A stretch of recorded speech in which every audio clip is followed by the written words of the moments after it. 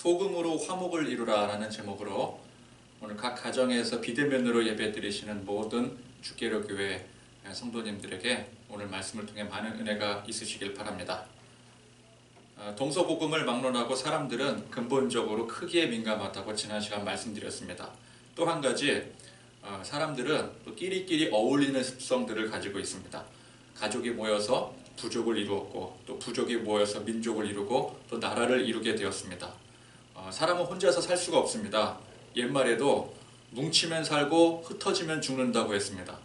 그래서 같은 무리를 이루는 공동체는 서로 결속력이 강력한 그런 유대가 형성이 되지만, 또 그 공동체를 각자 벗어나게 되면 서로 배타적이 되었습니다.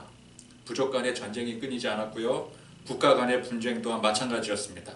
그러니까 인류의 역사를 한마디로 표현하자면 전쟁의 역사였다, 분쟁의 역사였다, 그렇게 말할 수가 있을 것입니다. 지금은 서로 대놓고 싸우는 일이 과거에 비해서 많이 적어졌겠지만, 공동체 간의 각 나라와 민족 간의 배타적 성향은 여전하다고 할 수가 있습니다. 평화라는 허울 좋은 문구 속에 나라와 나라가, 민족과 민족이 그 안에서 얼마나 대립하고 다투고 싸우고 있습니까? 무역전쟁, 경제전쟁, 무기만 안 들었지 지금도 여전히 우리 세상은 전쟁 중인 것입니다. 사촌이 땅을 사면 왜 배가 아픕니까? 사촌이 같이 사는 내 식구라면, 나와 동일한 어떤 그런 결속력이 강한 유대가 형성된 가족이라고 한다면 배가 아프지 않을 수 있겠지만, 그러나 사촌이라도 나라고 하는 그 범주를 벗어난 타인, 다른 식구로서 볼 때 배타적이 되기 때문에 그래요. 이 타인을 배척하고 경계하는 속성은 인간이 갖는 고유의 속성입니다. 사람이 혼자서 살 수 없고 흩어지면 죽는 이유는 약하기 때문이겠죠. 자연 생태계에는 약한 존재는 보통 약한 만큼 무리를 이루어서 분집하여 소위 개체수로 승부를 하게 됩니다. 대단히 공동체를 형성함으로써 약하지만, 개개인은 약하지만, 개체들은 약하지만 공동체를 형성함으로써 그 약함을 무마시키는 것이죠. 근데 강한 존재는 어떻습니까? 공동체를 형성하지 않아도 강하기 때문에 살아갈 수가 있는 거예요. 맹수들이 대단히 공동체를 형성하지 않습니다. 만약 맹수들이 다른 약한 존재들처럼 그런 무리를 지어서 살아간다고 한다면은 자연 생태계는 단숨에 무너지게 될 것입니다. 그러니까 이것이 다 하나님의 조화로운 솜씨인 것이죠. 인간은 어떻습니까? 인간은 원래 약한 존재입니다. 하염없이 약한 존재입니다. 약하니까 두려워하고 경계합니다. 그래서 살아남으려고 공동체를 이루고 무리를 이루고 살아가는데, 이게 또 약하니까 그 무리들, 공동체들끼리도 서로 두려워하고 경계하며 배척하는 것입니다. 그러니까 인간의 약함이 공동체 간의 또 다른 배타성을 만들어내는 거예요.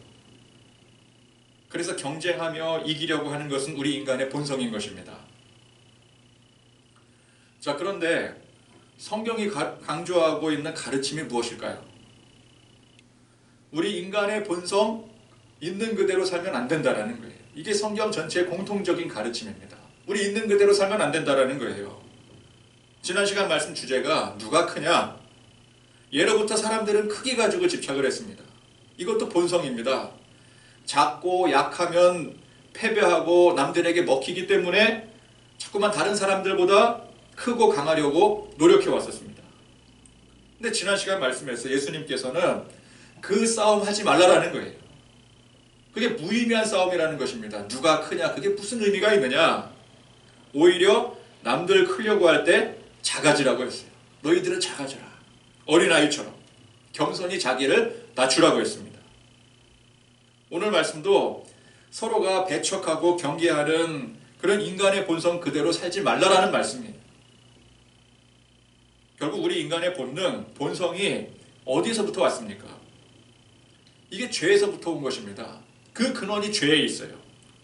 거기서부터 비롯되었기 때문에 성경은 우리 인간의 본능 그대로 살면 안 된다라고 하는 거예요. 우리 인간의 본능이 죄에서부터 왔기 때문입니다. 그러니까 죄된 본성을 깨우치고 그것을 깨고 역행하지 않으면 우리가 하나님의 나라를 얻을 수가 없는 것입니다. 하나님의 나라의 백성으로 살 자격이 없는 거예요. 따라서 우리가 하나님 나라의 백성으로 살려면은 우리 인간 본능의 본성에 이끌리는 삶을 사는 게 아니라 하나님께서 가르쳐 주시고 하나님께서 인도하시는 우리 인간의 본능이 아닌 하나님께 이끌리는 삶을 살아야 되는 것입니다. 우리의 본성이 죄의 지배를 철저히 받기 때문에 우리는 사실상 그 본성을, 인간의 본성을 깨고 역행하는 것이 이것이 하나님의 나라의 질서가 되는 것입니다. 자, 오늘 이 예수님 제자들 관점에서 볼 때 지난 시간 말씀과 더불어서 우리 지난 시간에 크기 다툼, 누가 크냐 이 다툼은 내적 갈등이다 라고 볼 수가 있을 것입니다. 그러니까 그룹 안에서, 공동체 안에서 발생하는 어떤 개개인의 경쟁의 요소, 개개인 간의 배척의 요소라고 할 수가 있겠죠. 근데 그런 측면에서 볼 때 오늘 말씀은 외적 갈등이라고 할 수가 있습니다. 예수님의 제자들이라고 하는 한 그룹을 중심으로 그 외에 다른 그룹들, 예수님을 중심으로 하지 않은 예수님이 없이 활동하는 어떤 다른 그룹들이 있지 않겠습니까? 그 외에 다른 그룹에 대한 배타적 경계의 요소를 오늘 말씀에 다루고 있는 거예요. 자, 여기서 알 수 있는 것은 인간은 끊임없이 타인에 대해 배타적인 성향을 가지고 산다는 것입니다. 그룹 간에 서로 배척을 할 때는 그 속한 그룹은 하나로 결속되는 것 같아요. 그러니까 우리끼리 뭉쳐서 다른 그룹들을 막 경계하고 그럴 때 우리끼리는 그때는 하나가 되는 것이죠. 그러나 또 그 우리라고 하는 그 그룹 안에서 보면은 또 각각 그 안에 개개인끼리 경쟁하고 배척하는 모습을 또 볼 수가 있는 거예요. 오늘 말씀에 제자들이 다른 그룹에 대해서 배타적 성향을 보이니까 그럼 이 같은 12명의 제자 그룹은 하나로 결속되는 것 같이 보이지만 지난 시간 말씀에서 보니까 또 어때요? 그 제자라고 하는 그 12명의 제자 그룹 안에서도 서로가 경계하고 배척하고 뭐 누가 크냐, 뭐 내가 크다, 네가 작다 그렇게 경쟁하는 모습을 보이게 되더라는 거예요. 왜 그런다고요? 약하니까 그런 겁니다. 죄 때문에. 그러니까 인간의 약함도 죄 때문이고 서로 배타적인 성향을 띠는 것도 그것 또한 죄 때문인 것입니다. 인간이 약하기 때문에, 사람이 약하기 때문에 서로 그룹을 짓고 살아가지만 그 안에서도 배타적 이기심으로 서로 배척하며 사는 것이 이것이 죄의 모순이라는 거예요. 자, 오늘 말씀의 제자들이 우리를 따르지 않는 어떤 자가 예수님의 이름으로 귀신을 내쫓는 일에 대해서 예수님께 이제 이를 우리가 금했습니다. 그 하지 말라고 금지했습니다. 라고 고했습니다. 하여간 이 제자들이 어지간히 이 귀신 쫓는 일에 민감했던 모양입니다. 자, 제자들이 예수님께 말씀드린 것은 야, 저렇게 예수님을 모르는 자들이 예수님 이름을 감히 빙자를 해서 하는 행위가 그게 가짜면은 그건 큰일이니까 그건 금해야 되는 것 아니겠습니까? 근데 그렇게 말씀을 드린 거였어요. 여러분, 거짓된 욕망을 가지고 예수님의 이 그리스도의 이름을 빌어서 귀신을 쫓는다면 그건 분명히 문제인 것입니다. 요즘도 그런 사람들 간혹 있지 않겠습니까? 진짜 이 예수님의 능력이 아니라 눈속임으로 개인의 어떤 명예를 높이기 위해서 그런 가짜 행위를 하는 사람들이 더러 있습니다. 혹은 귀신의 힘을 빌어서 예수님의 이름으로 그런 행색을 하는 사람들도 있죠. 그건 분명히 문제입니다. 그러나 오늘 이렇게 예수님께 구하는 제자들의 본심은 다른 데 있었습니다. 표면적으로는 그렇게 걱정하고 우려를 하는 것 같이 보이지만 사실 본심은 다른 데 있었어요. 자, 이 제자들은 사실 예수님의 이름으로 귀신을 쫓는 그 다른 사람들이 그게 진짜 예수님을 믿는 예수님의 능력으로 하는 것인지 아니면 그게 가짜인지 거기에 관심이 있는 게 아니었었어요. 예수님을 직접 모시는 우리 예수님의 이 제자들, 12명의 제자들, 이 우리를 벗어난 다른 타인이 타 공동체에 속한 사람이 그런 일을 한다는 그 자체가 못마땅하고 싫은 거예요. 이게 배타적 성향에서 비롯된 본심이었습니다. 거기다가 얼마 전에 제자들이 귀신 쫓는데 실패했었잖아요. 그래서 큰 망신을 당한 터 아니었겠습니까? 그러니까 더욱이 우리 말고 다른 사람들이 우리도 못했는데, 그죠? 우리도 못했는데 다른 사람들이 귀신을 쫓는다. 이거는 말이 안 되는 일이에요. 용납할 수가 없는 일이에요. 자존심 상하는 일입니다. 그래서 오늘 말씀의 이 논점은 제자들이 말하는 그 다른 사람, 그 우리를 따르지 않은 어떤 자가 진짜 예수님의 능력으로 귀신을 쫓았느냐? 어떻게 그런 일이 가능하느냐? 그게 사실이냐 거짓이냐? 이게 논점이 아닙니다. 그 어떤 자가 예수님의 능력으로 정말 귀신을 쫓았건 그것이 거짓이었건 오늘 말씀의 논점은 그것이 아니라 그게 중요한 게 아니라 이 그룹 간의 배타적 이기심에 대한 내용이라는 거예요. 그게 핵심이라는 거예요. 예수님께서 이 제자들의 마음을 모르셨겠습니까? 당장에 꿰뚫어 보셨습니다. 그래서 말씀하셨습니다. 금하지 말라. 내 이름을 의탁하여 능한 일을 행하고 즉시로 나를 비방할 자가 없느니라. 예수님은 어떤 그 행위를 했다고 하는 그 사실에 대한 진위, 그게 진짜 믿음으로 가능한 일인지 아니면 그것이 거짓이었는지 거기에 대한 해석은 전혀, 거기에 대한 답변은 하지 않으셨어요. 예수님은 제자들이 말한 대로 예수님의 이름으로 귀신을 쫓았다면 그것을 금하지 말라고 원론적인 말씀을 하십니다. 예수님의 이름으로. 그렇죠? 자, 제자들은 우리를 통하지 않고 하는 일들은 다 가짜라고 생각을 했어요. 왜? 우리가 예수님을 모시니까. 그러니까 우리도 못하는 일을 다른 그룹의 사람들이 한다는 것은 있을 수가 없는 일이었습니다. 적어도 우리 그룹 안에 들어와야 인정할 수 있고 또 인정받게 되면 그 일도 할 수 있는 거 아니냐. 그러니까 제자들은 뭐가 중요한 거예요? 사실은 우리가 중요한 거예요. 우리 이 그룹이 중요한 거예요.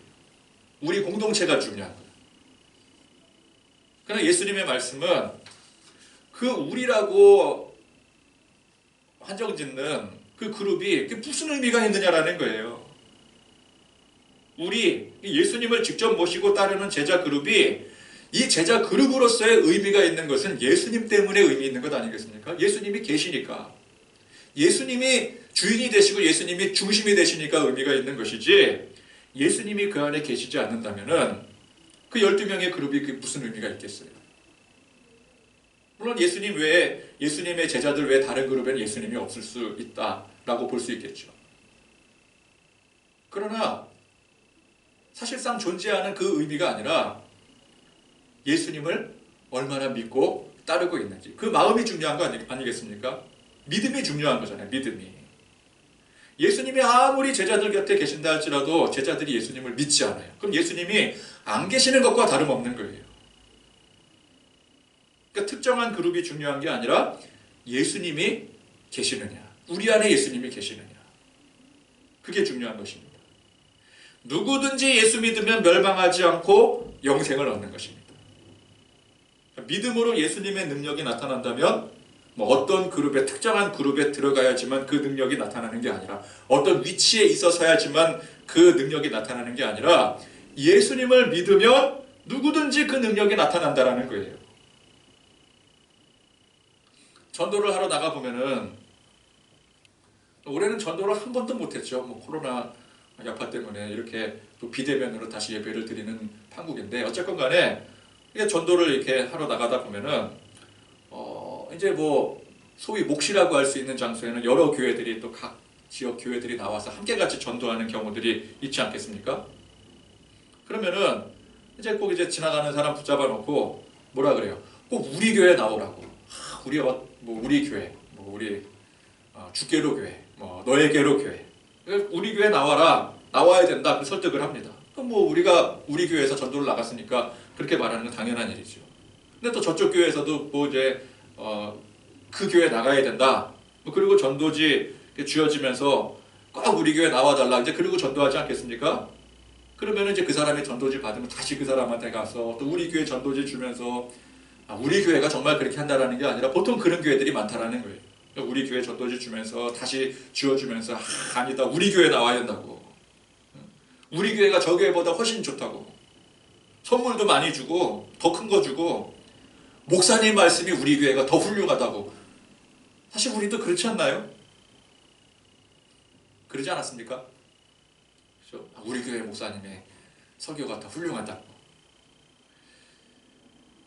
그러면서 이제 서로 교회끼리 경쟁을 하는 거예요. 경쟁을. 심지어 저쪽 교회 흠을 잡기도 합니다. 당신이 이제 몰라서 그러는데 저 교회는 이런저런 기후로 지금 분파나고 난리나고 저 교회 가면 절대 안 된다고. 저 교회 나쁜 교회라고. 우리 교회가 좋은 교회라고. 그러니까 우리 교회 나와야 된다고. 이게 교회끼리 각자의 결속력이 너무 강력한 나머지 교회끼리 배타적 성향이 너무 강하다라는 거예요. 그걸 우리가 나가보면 느낄 수가 있어요.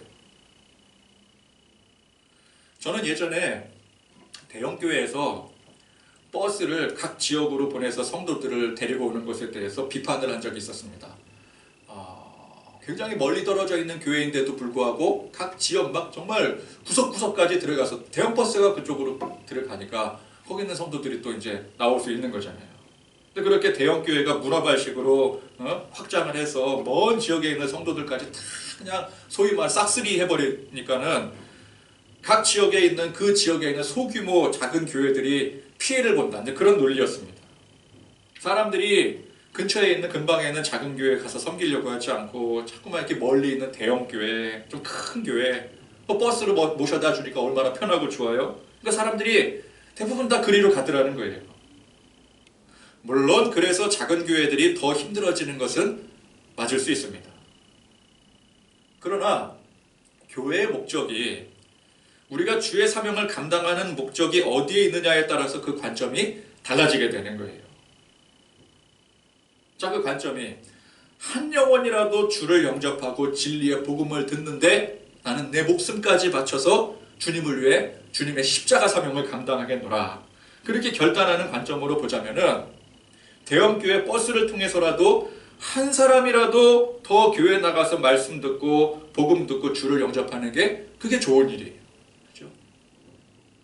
아무래도 그 사람이 거기서 말씀 듣고 변화될 확률이 더 높아지는 거잖아요. 많은 사람들이. 그러니까 그걸 힘들고 억울해할 게 아니라 그냥 뭐 그렇다고 그냥 그 사람 냅둔다고 뭐 우리 같은 작은 교회에 와서 뭐 정착한다 그런 보장도 없는데 그렇게 하기도 힘든데 근데 대형교회는 그런 거 하기가 쉽잖아요. 저렇게 대형교회에서 열심히 전도하고 버스 운행을 해서라도 저 한 영혼을 데려가 그 복음을 증거하니 이게 얼마나 다행인가 라고 생각할 일이라는 거예요. 그러니까 우리가 하지 못하는 우리가 제대로 하지 못하는 일들을 저런 교회들이 하는구나 그렇게 볼 수가 있는 것입니다. 근데 그런 관점이 아니라 단지 교회의 크기 지난 시간에 말씀드렸던 것처럼 크기 자랑하고 크기 싸움하고 그러니까 교회 성장의 관점에서 본다면 그저 그냥 대형교회가 그 막강한 파워를 앞세워 사람들을 다 긁어 모으는 그런 수준으로밖에 보이지 않는 거예요. 저도 이제 그런 오류를 범했던 거였죠. 우리 교회에 나오던 사람이 다른 교회로 옮겨가요. 아니면 더 큰 교회로 옮겨갈 때 그걸 가지고 배 아파하고 또 우리 귀한 성도 하나 뺏겼다 그러고 그래서 억울해할 일이 아닙니다. 그 사람이 우리 교회를 나가서 아예 교회를 끊어버렸다면 그 가슴 아파해야 될 일이지만 우리 교회가 아니더라도 다른 교회에 나가서 옮겨가서 거기서 열심히 신앙생활을 할 수 있다고 한다면 그건 배 아파할 일이 아니라 감사할 일이라는 거예요. 우리 교회에만 진리가 있고 소망이 있는 게 아니기 때문에 그렇습니다. 우리 주님께서 각 개교회들을 돌아보시면서 사실 한국교회 얼마나 열심히 주님의 사명 감당하고 있습니까? 그러니까 그 열심히 그 열정적으로 주님의 귀한 사명 감당하는 모습을 보시고 흡족해 하실 거예요. 칭찬하실 거예요. 그러나 또 너무 그 열정에 넘친 나머지 서로가 배타적이 되고 싸우고 경쟁하고 크기 자랑하는 그 모습을 보시면은 또 그 모습을 보시고 슬퍼하실 것입니다. 여러분 교회는 지구상에 하나만 존재할 수가 없습니다. 사람이 있는 곳이라면 어디든지 교회가 세워져야 됩니다. 왜? 주님의 복음이 교회를 중심으로 전파돼야 되기 때문에 그래요. 그래서 이 땅에 수많은 교회들이 존재하지만 그 각 교회 간에 담이 있어서는 안 되는 거예요. 배타적이 되면 안 됩니다. 내 교인, 내 교인 교적 그거 철저히 관리하면서 어느 교회에서 내 교인들 빼가나 그거 가지고 전전긍긍할 이유가 하나도 없는 거예요. 어떤 교회에서는 그런 교회 있습니다. 다른 교회로 간 성도가 다른 교회로 갔어요. 성도가. 근데 그 교회 가서 그 성도가 직분을 받는 거예요. 그러니까 보통은 이제 뭐 직분 받았나 보다 뭐 그러 넘어가겠지만 또 어떤 교회에서 보니까 그 성도가 그 다른 교회로 가서 직분 받는 걸 인정을 못한다. 용납 못한다. 아니 뭐 용납 못하면 어떡하려고. 그래서 뭐 우리 교회 와서 교적을 파가지 않는 한 인정 못한다. 근데 우리는 안 파줄 거니까 절대 그건 말도 안 되는 일이다. 그러면서 그 교회와 막 다투는 그런 교회도 있더라고요. 뭐 그런 수준이니 당연히 다른 교회에서 직분 받은 거, 그래서 우리 교회 왔을 때 우리 교회에서는 그 직분 인정 못한다.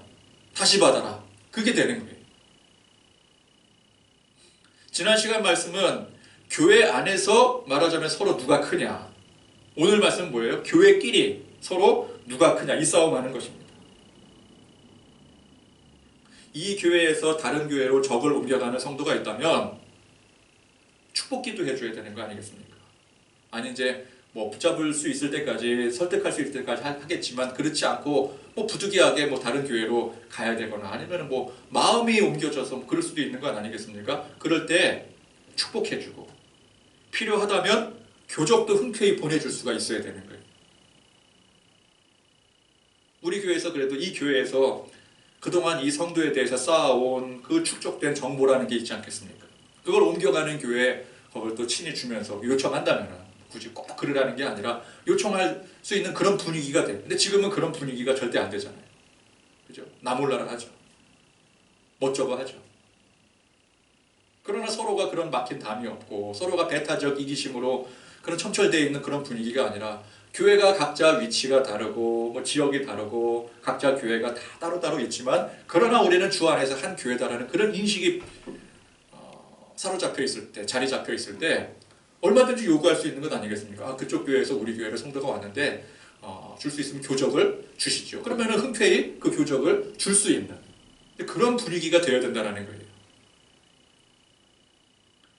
각 교회가 지역이 다르고 크기가 다르고 문화가 다르더라도 모두가 하나님 안에서 주 안에서 한 형제요 자매임을 잊지 말아야 하는 것입니다. 또한 교회 안에서 각 계층 간의 갈등이 또 없어야 돼요. 목사 그룹, 뭐 장로 그룹, 평신도 그룹 각자 계층이 나눠져서 대립하는 구도로 가면 안 되는 것입니다. 망하는 분위기 교회에 가보면은 뭐 주변 교회들 간의 배타적 갈등 그건 당연한 일이고 교회 안에서 직분끼리의 갈등이 또 심각합니다. 직분이 아니더라도 꼭 그냥 그 안에서 그룹 짓고 파당 지으면서 서로가 갈등이 굉장히 심각해요. 교역자들이 뭉쳐서 성도들을 배척을 하고요. 또 장로들은 장로들끼리, 성도들은 또 성도들끼리 뭉쳐서 서로가 배척을 하고 경계하는 그런 분위기를 만들어요. 교회 안에서. 목사파, 장로파, 뭐 혹은 뭐 지역에 따라서 경상도파, 전라도파, 뭐 이거는 뭐 전부 다 같이 망하자라는 얘기죠. 좋은 교회는 어떤 교회인 줄 아십니까? 목사건, 장로건, 뭐 권사건, 평신도건, 뭐 전라도건, 경상도건 간에 서로가 대화하는데 거리낌이 없는 교회가 좋은 교회예요. 그럼 망하는 교회는 어떤 교회인 줄 아십니까? 서로가 대화를 하는데 가려서 해야 돼. 가려서. 어느 교회를 갔는데 자꾸만 이 말하는 데 주의를 줘요. 이를테면 뭐 잘 몰라서 그러는 것 같은데 장로님들 앞에서는 그런 말 함부로 하면 안 돼. 목사님 앞에서는 그런 말 하면 안 돼. 뭐 교역자로 이제 처음 부임해 가서 성도들과 이제 가까워지려고 허심탄회하게 참 대화를 나누는데 담임 목사님이 조용히 부르는 거예요. 말 함부로 하지 말라고. 가려서 해야 된다고. 그렇게 허심탄회하게 대화하다가 나중에 큰 뒤통수 맞고 봉변당한다고. 그러면 그 교회는 결코 좋은 교회가 아닌 거예요. 목사에게 하는 말이 다르고 장로가 듣는 말이 다르고 그래서 가려서 해야 된다고 한다면 그게 각 파 간에 대립하고 경계 구도를 이미 만들고 있다는 뜻 아니겠습니까? 그런 교회는 이미 망해가고 있는 거예요. 망한다고 하니까 말이 심한 것처럼 들리겠는데 아닙니다. 망하는 게 다른 게 아니에요. 돈이 없어서 망하는 게 아닙니다. 성도 수가 확 줄어들어서 망하는 게 아니에요. 돈과 성도 수가 넘치도록 많아도 그 안에서 이미 대립하고 서로가 경계하고 배타적 이기심이 지배하고 있다면 그건 이미 망한 것이나 다름이 없는 것입니다. 그런 배타적 이기심이 각 직분 간의 사역의 영역에서도 명확한 선을 긋고 서로 넘보지 못하게 막아버리는 거예요. 이 강단의 설교 혹은 축복기도 어떤 특정한 일에 대해서 절대적 목사의 권한으로 다른 어떤 이도 넘보지 못하도록 자꾸만 결계를 쳐두게 됩니다. 또 장로는 장로의 일들, 권사는 권사의 일들, 누구도 못 건드리게 하는 거예요. 침범하지 못하게 하는 거죠. 여러분, 목사가 이 강대상을 사명감으로 비울 수 없다라고 하는 것과 목사 외에 어느 누구도 이 권한을 침범할 수 없어서 비울 수 없다라고 하는 것은 천지차이인 것입니다. 목숨을 걸고 진리의 말씀을 선포한다 라는 그 사명감을 가지고 강대상을 지키는 것은 매우 훌륭한 일이에요. 그러나 이 자리는 목사의 전유물이니 다른 사람이 절대 침범할 수 없다고 강대상을 지키는 것은 그건 굉장히 어리석은 일입니다. 그건 사역 간에 대립하는 거예요. 분파를 만들어버리는 거예요. 배타적 이기심이 그 안에 깃들어 있는 거예요. 여러분, 목사만 말씀 선포할 때 능력이 생기는 게 아닙니다. 우리는 누구라도 누구든지 예수 믿으면 누구든지 우리 주님을 의지하여 성령의 감동으로 말씀을 선포할 때 거기서 능력이 생기는 거예요. 직분에서 생기는 게 아닙니다. 그러나 초롱성 같은 그 경계 구도가 오래전부터 관습이 되다 보니까 이 자리는 누구도 넘볼 수 없는 자리야. 그게 관습이 되어서 내려오다 보니까 이 주님의 거룩한 사명이 주님의 뜻과는 전혀 상관없이 인간의 그 내재된 배타적 이기심으로 이 사명이 난도질 당하고 마는 거예요. 우리는 하나님의 자녀된 특권으로 너나 할 것 없이 누구나 말씀 전할 수 있고 축복을 행할 수 있는 것입니다. 목사가 축복기도 하지만 성도들에게 또 성도 각자가 얼마든지 오히려 더 큰 역량으로 축복기도 할 수가 있는 거예요. 하나님께서 교회에 세우신 각 직분에 위치가 있고 또 질서가 있고 책임이 있습니다. 또한 전문성도 무시할 수가 없죠. 아무래도 또 그래도 신학 공부하고 또 성경 날마다 열심히 묵상하고 연구하는 목사가 그래도 설교하는 게 좀 더 나을 것입니다. 확률적으로. 누구나 이 강대상을 사용할 수 있지만 그래도 질서와 책임을 위해서 그에 합당한 사람이 사용하는 것이 좀 더 나을 거예요. 그러나 지금 현재 많은 교회들의 모습은 그런 질서와 책임의 모습이 아니라 배타적 이기심으로부터 비롯된 잘못된 구습이 대부분이라는 것입니다. 감히 넘보면 안 되는 자리가 되고 그런 사역이 되어가고 있어요. 오늘 말씀에 제자들 마음이 뭐예요? 우리가 아니고서는 우리 그룹에 들지 않고서는 절대 그런 능력 행할 수 없다 라고 생각하는 이 제자들의 마음과 같은 것입니다. 예수님께서는 그런 배타적 이기심을 철저히 경계를 하셨습니다. 41절 말씀에 누구든지 너희가 그리스도에게 속한 자라 하여 물 한 그릇이라도 주면 내가 진실로 너희에게 이르노니 그가 결코 상을 잃지 않으리라. 자, 누구든지 목사건 성도건 우리 교회건 그 어떤 교회건 간에 그리스도에게 속해 있다면 서로 갈등하고 경계하고 배타적 이기심으로 대립하면 안 되는 것입니다. 누구든지 그리스도 안에서는 다 한 족속인 것입니다. 거리낌이 없어야 되는 거예요. 그리고 이어서 43절, 또 45절, 또 47절에 만일 내 손이 너를 범죄하게 하거든, 또 만일 내 발이 너를 범죄하게 하거든, 만일 내 눈이 너를 범죄하게 하거든. 자, 여기서 손, 발, 눈이 범죄하게 하는 그 범죄가 뭡니까? 광범위한 의미에서는 모든 범죄를 일컫는 말일 수도 있겠지만 오늘 이 말씀의 문맥으로 볼 때는 배타적 이기심의 범죄를 말하고 있는 거예요. 즉 배타적인 이기심을 가지고 서로가 갈등하고 경계하고 배척하는 행위가 그게 손으로 연결되어 있다면 차라리 손을 자르라. 발로 연결되어 있다면 그 발을 자르고, 잔인하게 정말 그렇게 하라고, 그게 아니라 그만큼 철저히 경계하라는 뜻이죠. 즉 하나됨을 이루지 못하고 서로 배타적 이기심으로 분열하는 것이, 이것이 큰 죄라는 사실을 인식을 가져야 된다는 뜻입니다.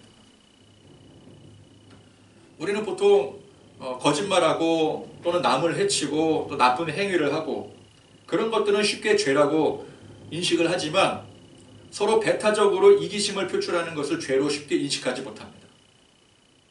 그게 죄로 잘 안 보이는 거예요. 그런데 이 배타적 이기심을 가지고 서로 분쟁하고 경계를 짓는 이 행위가 이게 손을 자르고 발을 잘라야 할 만큼 큰 죄라는 사실을 우리가 인식해야 된다는 것입니다. 자, 마지막으로 소금을 말씀하고 있습니다. 소금은 음식의 맛을 내는데 굉장히 중요한 식재료이죠. 특히 그 시대에는 소금이 무엇보다 중요했습니다. 지금 물론 조미료들이 어마어마하게 많아졌지만 사실 모든 조미료의 기본이 소금 아니겠습니까? 그래서 지금도 소금이 음식 맛을 내는데 가장 중요한 재료예요. 그러니까 말하자면 이 소금은 각종 이 특색 있는 식재료들을 하나로 연결해주는, 하나로 어우러지게 만드는 그런 매개체 역할을 하는 것이죠. 각 식재료들이 얼마나 독특해요. 근데 그것이 한 음식으로서 어떤 통일감 있게 하나의 음식으로 만들어주는 데 연결되어지는 그런 매개체 역할을 하는 게 이 소금입니다. 소금. 그래서 너희 속에 소금을 두고 서로 화목하라. 이 말씀이 오늘 말씀의 핵심입니다. 우리 한 사람 한 사람의 특색이 너무 강하죠. 맛이 한쪽으로 치우쳐져 있거나 아니면 필요 이상으로 강하거나 약합니다. 이걸 조화롭게 연결해서 최상의 맛을 내는 매개체가 소금 아니겠습니까? 서로가 다 다르지만 그 다름을 인정해주고 주 안에서 하나됨을 이루는 이것이 중요한 것입니다. 이게 소금의 역할이에요. 이 각박한 세상에 특히나 요즘은 서로 접촉할 수도 없어서 더욱더 각박해져만 가는 그런 우리가 시기를 살아가고 있는데 이런 세상에 우리 그리스도인들이 하나됨을 이루는 소금의 역할들을 해야 되는 것입니다. 나를 중심으로 생각하는 개개인적인 이기심을 버리고 또 공동체 간의 어떤 배타적인 이기심을 버리려면은 이게 죄라는 사실을 먼저 인식을 해요. 아, 이것이 큰 죄구나. 눈에 보이지 않는지 모르겠지만 이게 정말 큰 죄구나. 교회 안에서 이렇게 여러 가지 도둑질이라든지 여러 눈에 보이는 죄들이 있잖아요. 그거는 다 금하잖아요. 술 마시면 안 된다. 담배 피면 안 된다. 사실 그건 그렇게 큰 죄도 아닌데 죄라고도 볼 수 없을 수도 있는데 근데 정작 그러면서 서로가 배타적 성향으로 우리 교회, 네 교회 부분짓고 서로 누가 크냐 그건 죄로 인식을 하지 못한다는 거예요. 이걸 죄로 먼저 인식을 하고 그래서 내 약함을 온전히 주님 앞에 맡길 때 주님, 우린 약합니다. 전부가 다 약합니다. 주님이 우리와 함께 하셔야 됩니다. 온전히 주님 앞에 우리의 연약함을 맡기고 의탁하며 나아갈 때 강하고 담대한 믿음으로 서로가 하나됨을 이룰 수가 있는 것이죠. 소금의 역할을 감당해야 되는 것입니다. 항상 배려하고 또 양보하고 주 안에서 희생하고 헌신하는 그런 그리스도인의 모습으로 살아가는 그런 저와 여러분들이 되실 수 있기를 간절히 축원드립니다. 기도하겠습니다. 하나님 아버지 감사와 찬양 영광 높여드립니다. 오늘 말씀에서 제자들이 이 제자 그룹 외에 다른 사람들이 예수님의 능력을 행하는 일에 대해서 그만 그 근본이 서로 간의 배타적 이기심에서 비롯된 죄에서 비롯된 것임을 예수님께서 아시고 그것을 금하지 말라고 명하셨습니다. 그리고 그것을 분명히 죄로 인식을 하고 우리 안에 서로 하나됨을 이루는 소금과 같은 역할을 하라고 말씀을 하셨습니다. 오늘 이 말씀을 우리가 새겨들어서 서로가 서로 간에 또 교회가 교회 간에 하나됨을 이루고 서로 배타적 이기심으로 경계를 짓고 또 배척하는 그런 모습이 아니라 서로 하나됨을 이루어 하나님의 큰 뜻을 이루어가는 우리 서로 각자가 되고 또 교회 공동체들이 되기를 간절히 소망하오니 주님 역사하여 주시옵소서. 우리 주 예수 그리스도의 은혜와 하나님의 사랑과 성령의 교통하심이 주 안에서 하나됨을 이루어가기를 소망하며 다짐하는 우리 모든 성도들 머리 위에 지금부터 영원토록 함께 하시기를 간절히 축원하옵나이다. 아멘.